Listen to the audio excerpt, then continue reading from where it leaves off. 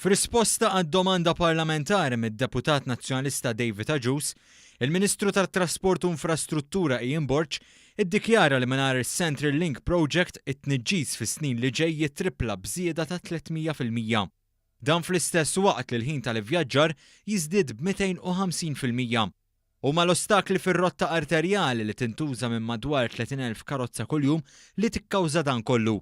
Dan minn barra li r-residenti tal-inħawit ta' kuljum qed jitabbew bi pjaga infrastrutturali bir-riskju ta' aċċidenti, tniġġis ta' arja u storbju li jkomplu jikbru ma' kull ġurnata li tgħaddi.